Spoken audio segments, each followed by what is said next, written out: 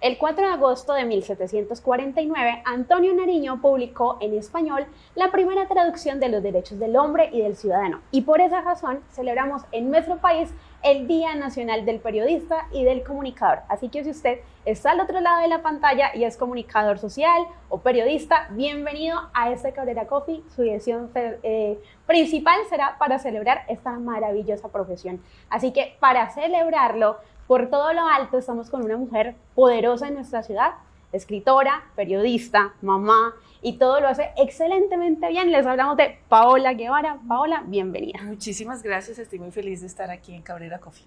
Nosotros también estamos muy felices de hacer esta edición especial y una edición que a mí en lo personal me llena de orgullo. Yo les he contado muchas veces a las personas que precisamente soy periodista, así que va a ser muy emocionante el día de hoy y qué bueno entrevistar a personas que uno admira y que uno viene siguiéndole la pista. Pero antes de eso, hablemos un poco de qué te inspiró a llegar al periodismo. Bueno, lo que me inspiró a llegar al periodismo fue mi infancia, porque tuve una infancia con un gran privilegio y es que estuve muy aburrida. Vivía en una casa con adultos, a mí me criaron mis abuelos, entonces mi abuela particularmente era una mujer muy amorosa, pero también muy sobreprotectora. Y yo creo que ella fue la profeta de la pandemia, ella sabía que algo iba a llegar y nos iba a enfermar. Entonces ella creía que me iba a dar paperas, sarampión, viruela, que iba a morir de difteria, de disentería, de cualquier enfermedad. Entonces ella me protegía en la casa para que nada me fuera a pasar, me protegía como una porcelana. Entonces yo vivía en un mundo de adentro, en un mundo sin otros niños, en un mundo sin adolescentes, sino era una niña en un mundo de abuelos. Entonces mi primer deseo en la vida fue aprender a leer. Yo soñaba con el día en que aprendiera a leer y a escribir y a leer para irme de esa casa, para fugarme a los libros y poder vivir una vida mucho más interesante que la mía, que me parecía muy aburrida. Entonces aprendí a leer de manera muy precoz. En el primer día del kinder uní las letras y leí, porque ya jugaba con las letras de imán, oía todos los días 20,000 veces el disco del ABC, las canciones. Entonces las letras eran para mí el único juguete, me fascinaban sus formas, las fichas que tenían colores. Para mí las letras, primero el amor llegó por lo gráfico, porque ellas son bellas. La H es como una letra arquitectónica y uno a través de ella puede atravesar entre umbrales.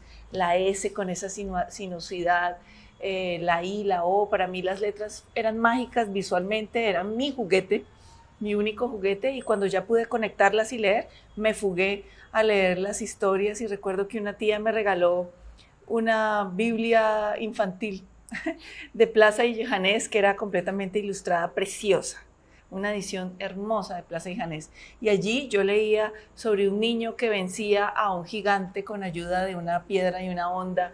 Leía sobre una mujer convertida en estatua de sal por el atrevimiento de mirar atrás. Leí sobre la Torre de Babel y la confusión de las lenguas. Leía sobre el paso por el Mar Rojo, bueno, en fin, eran vidas tan apasionantes, tan interesantes, esas, las de las 1001 noches. Mi abuelo tenía una biblioteca del Círculo de Lectores. Yo no sé si ustedes se acuerdan que uno por catálogo pedía los libros del Círculo de Lectores y mucha gente armaba su biblioteca de esa manera. Mi abuelo había comprado muchísimos libros esperanzado en leer, pero la que los encontró fui yo. Entonces yo, sin ninguna guía adulta, leí muy temprano Los niños del Brasil, Papillón, El Padrino, novelas de todo tipo, sin ningún filtro adulto, libros que ni siquiera eran para mi edad, pero que a mí me permitían irme, fugarme, vivir mundos distintos, gente a la que le pasaran cosas interesantes, y siempre soñé que yo fuera una de esas personas a la que le pasaran cosas interesantes. Por eso el periodismo estaba allí, porque el periodismo es mi mejor amigo, ha sido mi mejor maestro, mi fuente de realización, mi vehículo de crecimiento. Mi profesión es mi mejor amiga y yo he amado el periodismo de una manera extraordinaria, porque no hay un día igual a otro, no hay un día en el que uno se aburra. Cada día está el reto de la página en blanco, cada día hay que conocer a gente nueva, gente que le transforma a uno las ideas, que le amplifica la forma de ver el mundo, gente que piensa distinto, gente compleja, gente alegre, gente triunfante, gente que fracasa, gente que vive la experiencia humana al máximo, porque el periodista está detrás de esas historias. Entonces el periodismo ha sido una extensión de esa infancia mía en la que yo soñaba jamás aburrirme y estar cerca de historias apasionantes. Por ejemplo, a mí me pasó una historia apasionante y fue en el 2020, todos estábamos en la casa confinados a la pandemia y se dio una feria del libro virtual. Y en una ocasión a mí me dijeron, mira, de regalo, en esta feria del libro quiero regalarte 2 libros. Entonces a mi mano llegó uno muy interesante llamado Horóscopo y otro que se llamaba Mi Padre y Otros Incidentes. No lo puedo creer. Fue un ejercicio muy interesante y aquí vamos a hablar de Mi Padre y Otros Incidentes. Otros accidentes. Porque precisamente es una de las obras de Paula y quiero empezar por ahí. ¿Cómo ha sido el ejercicio de apostarle no solamente al periodismo, sino también a la labor de escribir? Yo siempre quise ser una escritora, siempre quise ser novelista, siempre, desde que tenía 5 años de edad. Estaba en mi pupitre del colegio porque yo fui una lectora precoz, entonces me pasaron muy rápido a primero de primaria, me subieron de curso y estaba en primero de primaria con el libro de español y había una página, la primera página de 100 años de soledad, y allí yo vi que García Márquez describía el río que en lugar de piedras tenía huevos prehistóricos, y yo dije, wow, eso iluminó mi mente de niña, fue una epifanía, y yo dije, esto es lo que yo quiero hacer el resto de mi vida, escribir para poder ver huevos prehistóricos donde otros ven piedras. Esa metáfora me alucinó cuando yo era una niña que recién empezaba la escolaridad, y yo siempre supe que eventualmente iba a decantar en la novela, lo supe siempre, siempre, siempre. Lo que no imaginaba es que iba a contar mi propia historia y que me iba a llegar de una manera tan fehaciente, porque yo estaba en el consejo editorial del diario El País, pues yo trabajé en El Tiempo, en la revista Cambio muchos años, en Shock, en Cromos, en muchas revistas, y un día el periódico del País me trajo a la ciudad natal mía, que era Cali, y yo nunca había vivido acá, simplemente la conocía por vacaciones de la infancia, pero el periódico El País me trajo y yo estaba en un consejo editorial de ese periódico con el director, con mis colegas editores, cuando me tocaba dar mis temas a mí, mis temas de domingo, y de repente recibí un mensaje de texto de mi madre que decía, tu padre no es el que te dije, es otro, vive en Cali, le acabo de dar tu teléfono y te va a llamar. Y así es como a mis 34 años, cuando yo creí que tenía mi vida encaminada, parcialmente resuelta, de repente me doy cuenta que no sé quién soy, que ignoro la mitad de mis genes, que tengo un nuevo hipotético padre y que voy a conocerlo, y que esa es la razón por la que vine a Cali. No solamente me trajo El País por un interés laboral, profesional, sino que Cali misma me trajo para devolverme a mi verdad. Entonces digo que en Cali he nacido 2 veces. Nací un 20 de junio hace muchos años, pero también nací el día que recibí el mensaje de texto de mi madre de que iba a conocer a mi verdadero padre. Bueno, eso sin duda es una implicación emocional muy fuerte y es un desafío casi no solamente espiritual, sino también laboral. Entonces creo que el periodismo tiene una fuerte conexión con ese tema y es hablarle del futuro, qué herramientas debería tener este profesional que no solamente es a quien le pasan cosas, sino que todo el día está obligado como a reinventarse y a tener en cuenta todo lo que le pasa. Yo creo que como he estado 21 años de mi vida en una sala de redacción, puedo decir claramente que un comunicador social o un periodista le tiene que gustar la gente. Pues comunicador social, si es un comunicador asocial, antisocial o sociópata, pues debería estudiar otra cosa o dedicarse a la política. Pero si le gusta la gente, entonces es posible que esté genuinamente interesado por su vida, por sus historias, que genuinamente le interese lo que pasa con otros, poder acercarse, conocerlo, y también que tenga elementos desarrollados de comunicación, que sepa ver, que sepa oler, que sepa saborear, que sepa captar los sonidos, que sepa ser tacto. Cuando uno entrevista a alguien tiene que entrar por un portón simbólico energético en el que uno se vuelve sinestesia y uno puede ver con el oído, sentir el tacto con lo visual, probar sabores con la nariz, es decir, todos los sentidos entran en una fusión cerebral que se llama sinestesia, es uno de los grandes mecanismos que tiene el cerebro, y uno en modo sinestésico puede abrirse para captar lo que el otro tiene que decir y para poderlo procesar, decodificar y contarlo de la mejor manera a la gente.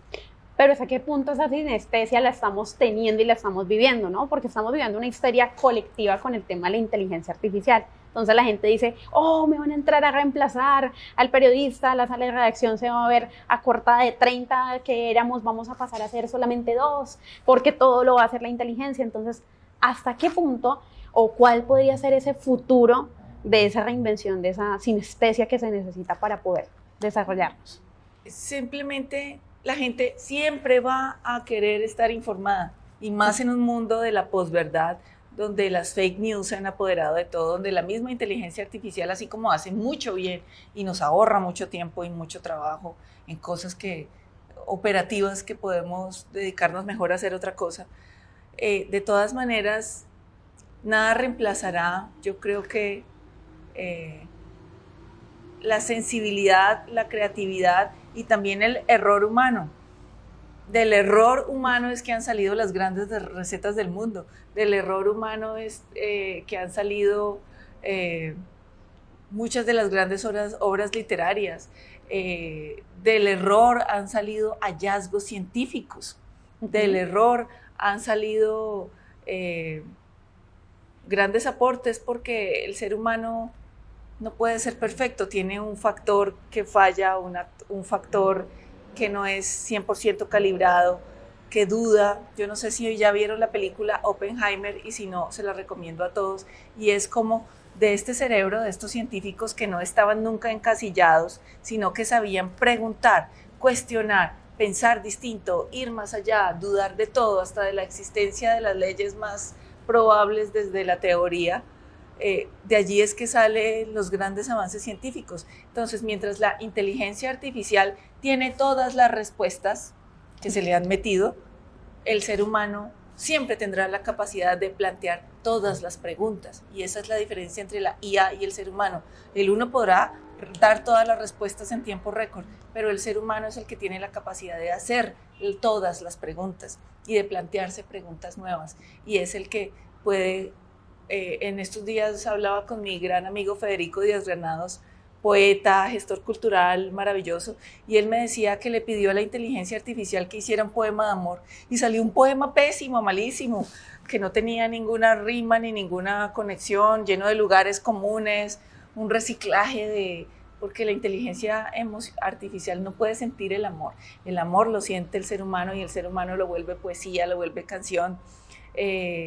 Entonces, es la capacidad de hacernos las preguntas lo que nos hace humano, y eso es un periodista. Un periodista es alguien que sabe hacer preguntas. Entonces yo digo que no nos estresemos tanto con el advenimiento de la inteligencia artificial. Puede ser un aliado, puede ser una gran ayuda, puede resolver cosas operativas para que no tengamos que dedicarnos a ellas, y más bien el periodista que vaya y forme sus sentidos, que vaya a cine, que lea literatura, que lea poesía, que lea las grandes plumas de la humanidad, que cultive su sensibilidad en el arte, en la pintura, en la música, que cultive conversaciones, que no tenga estrato social, que pueda transitar por la inmensidad del ecosistema social sin cooptarse por una ideología, por otra, sino que pueda ser un crisol en el que toda la información de una sociedad se funde, y que nunca pierde la capacidad de hacer preguntas, subyugado por la capacidad de la inteligencia artificial de dar respuestas.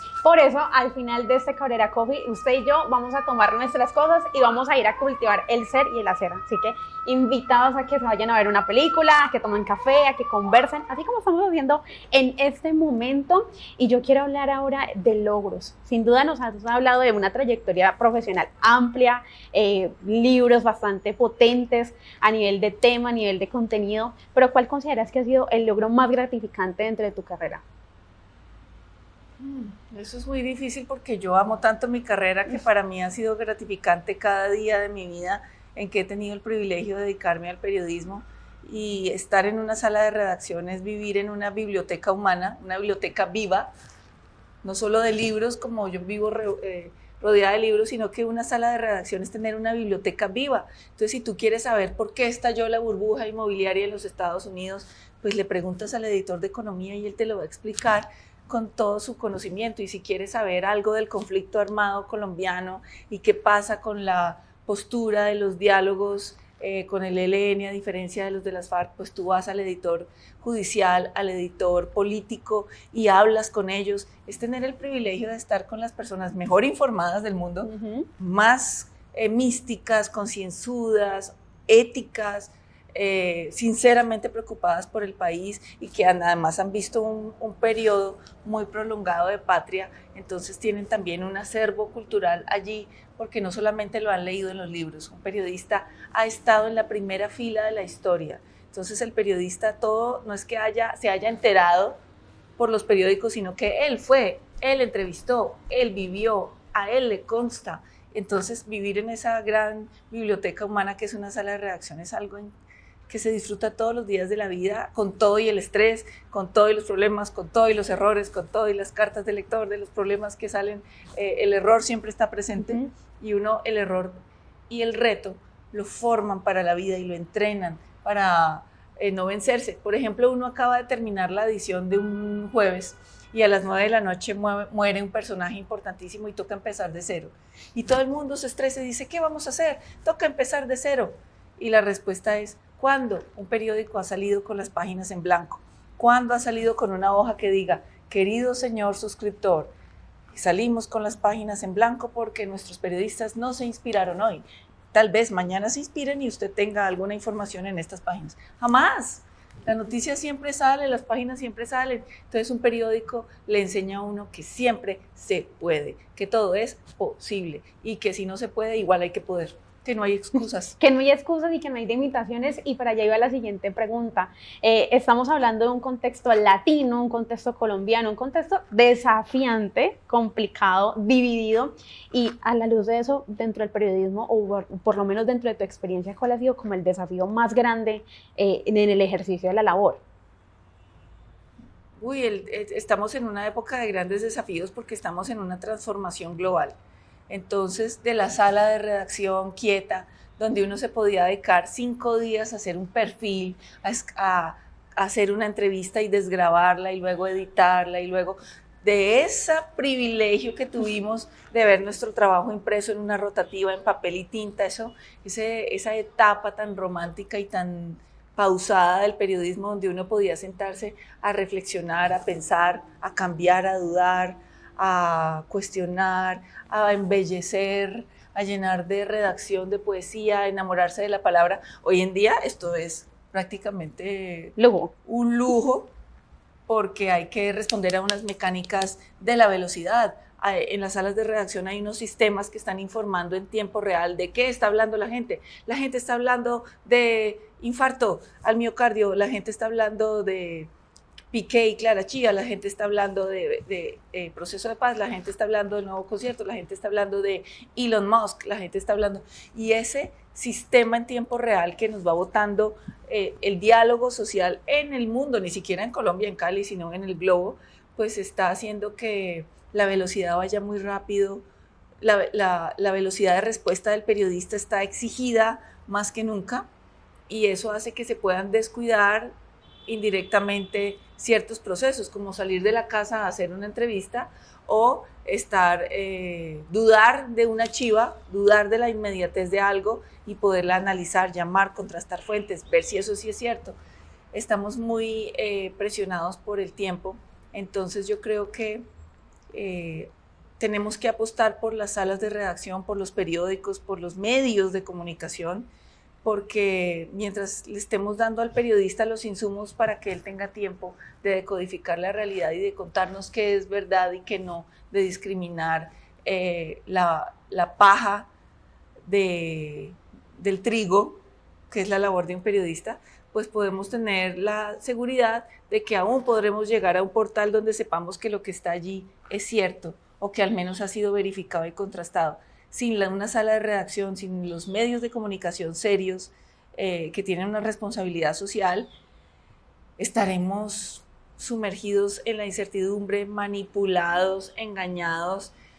Como ciudadanos iremos como veletas al vaivén de lo que los políticos de turno nos quieran decir, seremos susceptibles de ser manipulados en nuestra ira, en nuestro odio, en nuestro temor. Y si somos seres manipulables que no tienen ningún referente de verdad, en serio vamos a ir a la hecatombe, vamos a ir al orificio, a las grandes profundidades marinas, y de allá solo saldrá la guerra, el caos.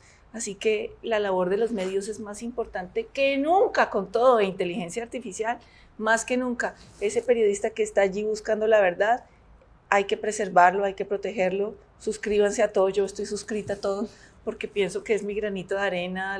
Me levanto, dejo a los niños en la ruta del colegio y me siento a leer periódicos todos los días, todavía los leo en papel, para apoyar esa industria, pero no podemos simplemente seguir reenviando cadenas falsas, seguir creyendo en lo primero que nos llega, seguir alimentando el sesgo de confirmación, que es un mecanismo del cerebro que hace que uno solo acepte la información que ya está de acuerdo con uno. Hay que ir y buscar la información que no me gusta, la que no me gusta sobre el presidente, la que no me gusta sobre el candidato que a mí me cae bien, la que no me gusta sobre mi partido, la que no me gusta sobre mi país. Hay que ir a los otros, a confrontarme, a incomodarme con los otros, a leer cosas. Lean columnistas que no les gusten, lean columnistas de otras vertientes de pensamiento. Ódienlo si quieren, pero no nos aislemos en nuestro sesgo de confirmación, o si no vamos a ser, aparte de ser países con unos retos económicos terribles y en unos índices de corrupción y de ineficacia estatal graves, pues vamos a nosotros a no aportar absolutamente nada a la discusión pública. Exacto, y vamos a ponerle como un grano de arena a la división social. Estamos en tiempos donde estamos muy divididos, por eso la invitación a que ustedes se queden con nosotros aquí en Cabrera Coffee, le apostemos a los nuevos talentos, a escuchar nuevas cosas, a qué está pasando en nuestra realidad de una forma imparcial y objetiva. Recuerden que todas las opiniones que ustedes encuentran aquí emitidas les servirán de herramientas para que usted se cree un juicio personal. No representan lo que nosotros queremos, y la idea es que ustedes tengan las diferentes caras de la moneda al momento de tener ese tipo de conversaciones. Vamos a pasar a algo un poco más local, pero siento que tiene una conexión muy fuerte, y es Feria del Libro. Un tema que sin duda a nosotros aquí en Cali nos llena mucho el corazón. Ya hemos visto en redes sociales que tenemos una preagenda, lanzamientos de libros, algunas convocatorias para eventos masivos en las diferentes bibliotecas de la ciudad. Háblanos un poco sobre esta feria y cuáles son las apuestas para este año. Bueno, imagínate que después de 21 años en sala de redacción, y he dejado bastante claro que amo el periodismo, recibí la propuesta de irme a dirigir la Feria Internacional del Libro de Cali. El director de la feria, Juan Camilo Sierra, murió y la feria quedó huérfana 15 días antes de su existencia. Entonces luego llegó un director maravilloso que es Andrés Sarmiento, que hizo una labor tan buena que lo nombraron director de la Feria del Libro de Bogotá, y la feria estaba sin director y nunca había sido dirigido por una mujer y tampoco por un caleño o caleña. Entonces yo sentí que yo tenía que aceptar, que tenía que salir de mi zona de confort y de mi privilegio y mi tranquilidad de estar en una sala de redacción donde uno ya sabe las dinámicas, donde las páginas prácticamente ya se estaban haciendo solas con un equipo muy aceitado, muy afinado, y yo tenía que lanzarme a la incertidumbre de lanzarme a algo que nunca había hecho, a algo con una responsabilidad enorme, porque una feria del libro es responderle a la ciudad, al país, a escritores que son de las personas más brillantes, más inteligentes, más agudas, de responderle a editoriales, de responderle a tantas personas. Es un reto descomunal, creo que es lo más difícil que hice en mi vida. Fue algo de mucho estrés, de mucho sacrificio.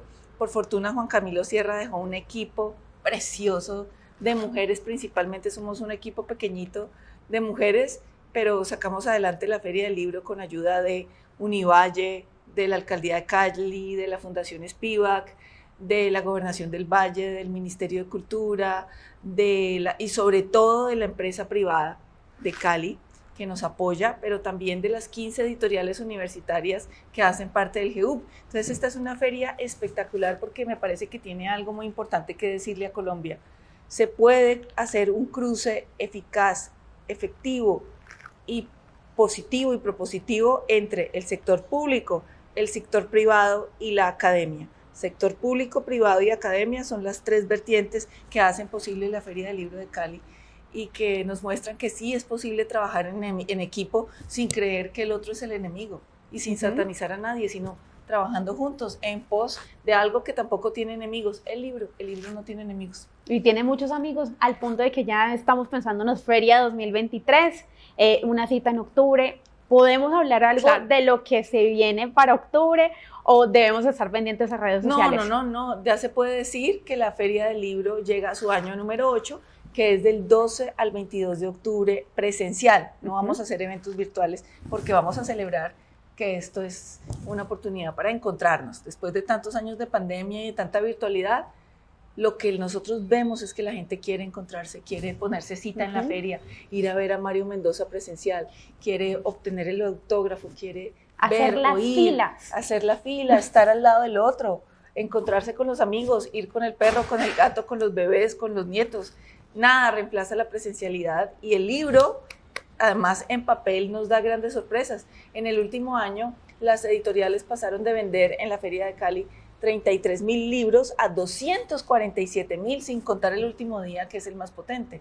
O sea que estamos hablando de más de 247,000 libros de papel vendidos, es decir, que la gente todavía siente refugio en el papel, todavía la gente quiere llevar el libro en la cartera, quiere meterse en su cama con un libro, quiere irse de paseo, de vacaciones, con unos libros en la cartera. La gente quiere ese refugio que es el libro, porque la pandemia nos volcó. La pandemia fue un momento de tanta soledad, incertidumbre, sufrimiento. Para muchas personas fue económicamente un golpe muy enorme en sus empresas, en sus empleos. Hubo enfermedad, muerte en las familias, preocupación. ¿Y qué hizo la gente en medio de este caos? La gente volvió al libro. Hace poco estuve en un evento de la industria editorial y yo les preguntaba, ¿cómo les fue? Qué terrible lo que ha pasado con la pandemia. Y me decían, no, todo lo contrario. Fue un gran momento para las librerías, para las editoriales, para los escritores, escritoras. Fue un momento en el que la gente se reconcilió con el libro y la gente volvió a leer.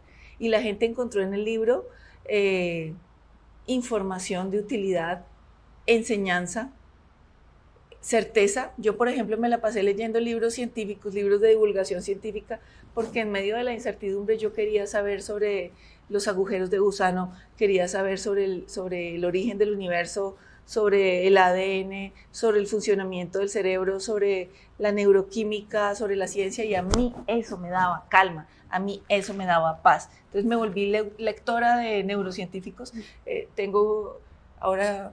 Se me ha vuelto un tema de afición preferida, aparte de la novela y la poesía, pero otras personas encontraron libros sobre nutrición, por ejemplo, libros sobre psicología humana, libros sobre lo que fuera, mandalas. Los niños encontraron el cómic. En este momento tengo 2 hijos, uno está leyendo a Kierkegaard y el otro está leyendo a Mario Mendoza en cómic a los 16 y a los 9 años. Y que son lecturas un poco avanzadas. O sea, son autores avanzados para la edad que tienen. No, pues Lucas es un lector número 1, mi hijo mayor, porque pues desde niño vivió rodeado de libros. Yo lo metía a la tina, recién nacido, con libros de chupar. Entonces él se bañaba y había agua, jabón y libros en su tina, ¿sí? Es decir, el libro vinculado al placer, al olor, a la madre bañando al niño y un libro allí presente. Cuando lo secaba, el niño leía libros de tela, los chupaba. Hay una foto muy bella de mi hijo sentado, desnudo, como a los 6 meses, leyendo el libro del triángulo, en un libro de tela. Cuando mis hijos dormían, su almohada era un libro de tela. Hay una editorial muy bella que se llama En Tela y son almohaditas, y cuando uno abre las páginas de la almohada es un libro. Es un libro. Entonces, estos niños han tenido más libros que juguetes, entonces son... uno no le puede enseñar a un adolescente a leer porque pues ya es un poco tarde, creo yo, o habría que causarle un impacto muy grande. Un niño se enseña a leer desde el vientre, desde que se lee en el vientre, desde la tina, desde que tiene 1 año, 2 años, 3 años, desde que ve a los papás leyendo. Así que una feria del libro pienso que es mi forma de expandir ese amor doméstico por los libros a un rango de ciudad y de mundo. Queremos ser la Guadalajara suramericana. Creo que Cali tiene todas las condiciones para ser la mejor feria regional del libro de Colombia, de Suramérica, y que vengan, ojalá algún día de Guadalajara a ver qué es lo que estamos haciendo. Exacto, estamos haciendo una apuesta muy interesante. Yo recuerdo mucho, antes de pandemia, 2018, por ejemplo, México fue uno de los países foco de la feria. Entonces, siento que estamos haciendo el paso correcto, estamos haciendo las cosas bien y haciendo unas apuestas muy interesantes. El promedio de lectura en Colombia antes de pandemia era 3 libros por año aproximado. ¿Podríamos decir que con las cifras actuales superamos esa métrica? Yo no sé, yo creo que los caleños sí leen. Pues yo creo que leen prensa, creo que leen mucha prensa.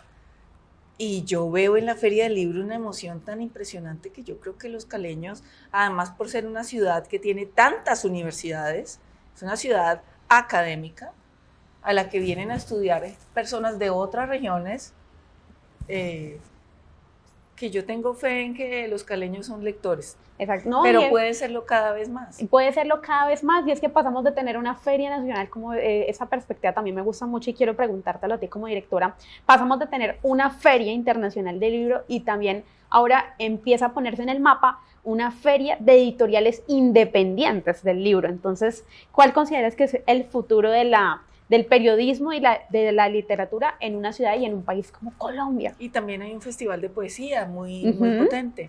Creo que nos han dicho que Cali es sonido bestial, y lo es. Ritmo, sabor, baile, fiesta, feria. Nos han dicho, y Cali en efecto es todas esas cosas.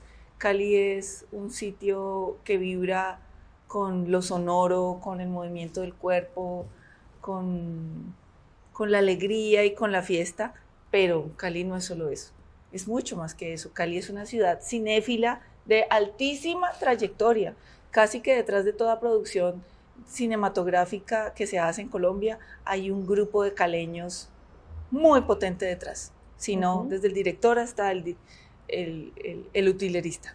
Así que Cali es cinéfila, Cali es gastronómica, es una de las ciudades más interesantes gastronómicamente, porque este es el crisol en el que se fundieron 4 culturas. También es una ciudad teatral, con una trayectoria, con un pasado teatral muy potente. Aquí se pusieron cita desde Fanny Mickey en su época de juventud. Tenemos el Teatro Esquina Latina, tenemos lo que hizo Enrique Buenaventura, toda esa herencia de ciudad teatro está muy presente en Cali, pero Cali también es música, desde las músicas populares y las músicas que vienen del Pacífico y del sur del país, hasta las músicas andinas con el Mono Núñez. O sea, Cali es de verdad una ciudad muy interesante, llena de intelecto, y creo que obviamente la literatura no se queda por fuera. Tenemos desde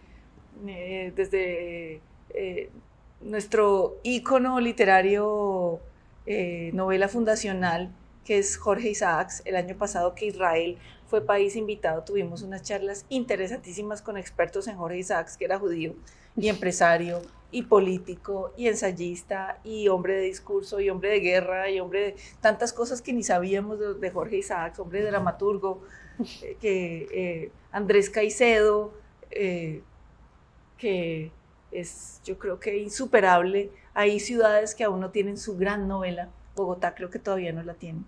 Quizá por ahí, por los lados de Santiago Gamboa y Mario Mendoza han intentado hacer la gran novela de Bogotá, mientras que Cali ya la tiene, y es que viva la música, ¿sí? Andrés Caicedo, fantástico, pero no solamente estos íconos que nombramos hasta el cansancio, sino que tiene una actualidad muy potente, una actualidad sobre todo de escritoras. Caleña es Pilar Quintana, que es la mujer que más ha dado de qué hablar en el panorama de la Pilar Quintana, que recientemente fue ganadora, pues no reciente, pero sí tiene en su trayectoria hace un par de años, Premio Alfaguara de Literatura. Sí, entonces, entre centenares de escritores que mandaron sus obras. Tenemos a Melba Escobar, caleña, que ha sido traducida a más de 18 lenguas. Melba Escobar, Carolina Andújar, que ha demostrado que se puede escribir sobre duendes, brujas, terror, siendo uno colombiano y no necesariamente habiendo nacido en Rumania o en Canadá. Y la apuesta que hay detrás de Jóvenes con Carolina, para quienes no lo sepan, Carolina tiene una conexión con grupos de escritura, de apoyo a jóvenes, entonces podemos pensar de que efectivamente Cali es como el lugar de concentración de estos nuevos talentos. Pues no todos ellos viven aquí, sino que Cali es una cantera de talento que luego se disemina por el mundo. Incluso una caleña hizo los libros de Encanto, la película de Disney. Una caleña, Susana Higuera. Así que en literatura infantil también presente. En la ilustración, Amalia Andrade rompe todos los esquemas. Amalia Andrade, caleña, inventando libros híbridos, artísticos que se salen de lo común. Este fin de semana estuve en Rolanillo acompañando a Águeda Pizarro en su Festival de Mujeres Poetas, y es como que si Colombia fuera una autopista de cemento, han visto que Colombia es tan fértil que donde se abre una grieta en el asfalto surge una planta, una flor o pasto. Colombia es una cantera de poetas impresionante, y ella lleva 40 años con este festival. No es un invento de hace 3 años o porque ahora está de moda, no, lleva 40 años dándole voz a mujeres poetas, cuando eso ni se usaba, cuando eso no era ni bien visto, cuando eso no era un discurso plausible, no. Águeda Pizarro lleva 40 años creyendo en la voz de la mujer, mujer campesina, mujer afro, mujer indígena, mujer joven, mujer que no está, que anda por los márgenes del mundo económico, mujer en la que ella ha creído. Entonces Cali está atravesada por unas mujeres extraordinarias del mundo de las letras, de la cultura. Me quedaría aquí horas hablando de ellas, y por eso Cali tiene que recordar lo que ella es. Creo que a Cali se le olvida lo que es porque vivimos deprimidos, con las malas noticias, con unas problemáticas muy grandes que no necesariamente son solo de ciudad, sino que son de región, ¿no? Y de país, y también de momento histórico del mundo y de momento geográfico. Cali tiene unos retos por su ubicación geográfica, estratégica, muy grandes, pero Cali tiene que recordar lo que es, y Cali es autoestima, Cali es creación, Cali es empresarialidad, Cali es potencia, Cali es gente que sabe contar historias con el cuerpo, con la palabra, con la mente y con la red social. Así que la Feria del Libro es simplemente un evento más donde recordamos eso que somos, y podemos estar todos juntos en el Boulevard del Río compartiendo sin importar nuestra ideología, todos allí unidos en torno a la palabra y permitiendo que ese otro que piensa distinto a mí se pare en un escenario y plantee sus ideas. Exacto. Bueno, hay una frase que se le dicen mucho a los comunicadores, y es: un comunicador es un mar de conocimiento con 1 centímetro de profundidad. A mí en lo personal no me gusta esa frase, pero la quiero usar en este momento porque hemos ahondado en infinidad de temas. Hemos hablado de literatura, hemos hablado de ciudad, hemos hablado de apuestas culturales, y precisamente esa es la idea, esa intención de este Cabrera Coffee, que nos vayamos con la imagen de lo que es un periodista, de lo que significa escribir, de las implicaciones que tiene, y de que pensemos en Cali y en Colombia como un lugar de oportunidades. Por eso hemos dado la vuelta a estos diferentes temas. Muchísimas gracias por acompañarnos en esta edición especial, y vamos a cerrar con una reflexión, porque es importante pensarnos el periodismo y tener un periodista dentro de nuestro círculo cercano. ¿Adopta un periodista en tu corazón? Sí, podría ser. No, yo lo que quiero es que tengan un libro en la cartera, un libro en la mesa de noche, un libro en el carro, un libro en la lonchera, un libro en la maleta. A mí se me perdían los libros y yo decía, ¿dónde están mis libros de Paul Auster? Y los tenía mi hijo en la lonchera de la primaria. Aunque no entendí, me decía, mamá, no entendí nada, pero como veo que tú lees a Paul Auster, yo también lo quiero leer. Tengamos un libro cerca. Los libros no tienen contraindicaciones. No se dejen guiar por el miedo. Hay mucha gente que dice, no, los libros no son para mí, son para gente cultivada. Los libros son para todos, los libros no nos van a juzgar. Metámonos en la cama con un libro, el libro que nos guste. y dejemos que los niños elijan libremente qué quieren leer. Recuerdo que cuando mi hijo me decía, mamá, ¿qué es Tutankamón? Yo le decía, ¿te gusta Egipto? Vamos, y le compraba libros de egiptología, libros de Tutankamón, libros de las pirámides, y decía, mamá, ¿qué es Saturno? ¿Te gusta la astronomía? Y íbamos a buscar libros sobre los planetas, sobre el cosmos, sobre la luna, y todo el aprendizaje de mis hijos y los libros ha sido espontáneo. Dime qué te interesa en la vida libremente y yo te pondré un libro al alcance. Yo creo que si a los niños les enseñamos a leer de esa manera, habrá mucho menor resistencia y en el camino iremos encontrando qué nos gusta y qué no nos gusta y entonces dejaremos de ser un mar de conocimiento con 1 centímetro de profundidad y seremos lo que queramos ser. Exactamente. Bueno, Paola, muchísimas gracias por regalarnos este espacio, a ustedes al otro lado por celebrar con nosotros este Día del Periodista, un viaje literario también, y los invitamos a un nuevo Cabrera Coffee con un nuevo tema de interés y nos encontramos en una próxima edición. Muchas gracias a Cabrera Coffee, una conversación muy interesante y qué bueno que nos vean en otros países y vengan a Cali del 12 al 22 de octubre a la Feria del Libro. 12 al 22 de octubre, Feria Internacional del Libro, los esperamos y así cerramos nuestro Cabrera Coffee. Muchísimas gracias.